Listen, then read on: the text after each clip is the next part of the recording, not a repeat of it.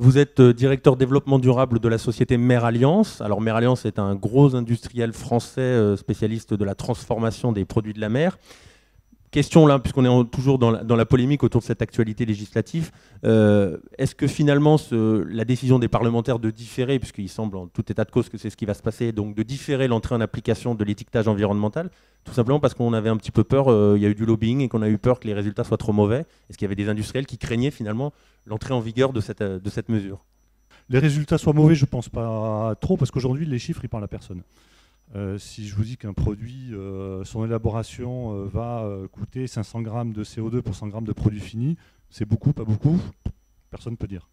Je pense que c'est plutôt la complexité, ça a été un peu évoqué. Aujourd'hui, on va dire qu'il y a deux approches dans la façon de faire un bilan, un affichage environnemental ou un calcul environnemental. Alors si on parle plutôt de CO2, parce que les expérimentations qui ont eu lieu plutôt sur le CO2, où vous travaillez avec ce que vous appelez des données dites génériques, donc qui sont des valeurs moyennes. C'est ce qui a été fait par les magasins Leclerc. C'est assez facile à faire. Donc vous avez une base de données, vous piochez des valeurs en fonction de la matière première, des types d'emballage, vous moulinez le tout et les valeurs sortent et ça peut être fait sur une multitude de produits.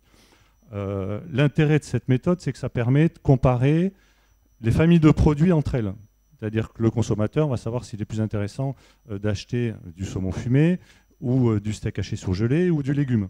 Par contre, ça ne met pas du tout en avant les démarches d'amélioration des entreprises.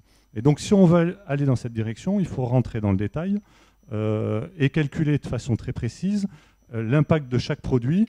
Et là, on retrouve un peu les arguments de certains industriels, où effectivement, quand vous avez éventuellement plusieurs sites de production, quand vous avez des approvisionnements qui peuvent venir selon les périodes de différents endroits, ça devient très compliqué d'intégrer au fur et à mesure les bonnes valeurs dans le produit.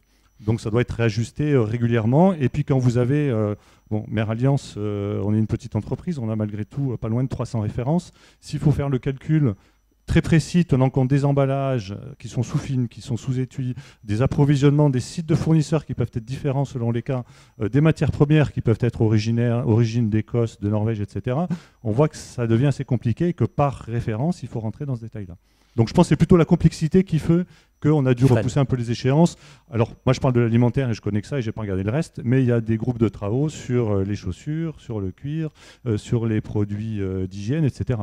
Mais vous avez le sentiment néanmoins que les industriels sont concernés déjà et ont entrepris des démarches où finalement ils attendent, c'est ce qu'on disait un petit peu en ouverture, ils attendent un petit peu que la loi tombe, j'ai envie de dire, pour finalement s'y mettre? Objectivement, je sens pas mal d'industriels plutôt sur la défensive.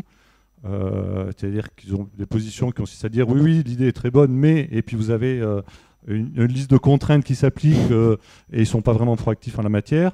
Je pense que certains distributeurs ont été plutôt proactifs. Il y a l'exemple de Leclerc et l'exemple de Casino aussi qui a été cité.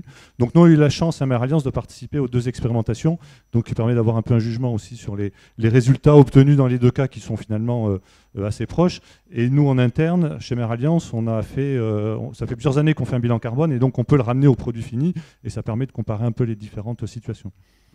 Donc oui, vous avez entamé quelque chose, vous en tout cas chez Mer Alliance déjà. Tout à fait, moi ça fait. Alors, ramener aux produits en particulier, on l'a fait dans le cas des produits étudiés, ça a été le cas chez Leclerc et chez Casino.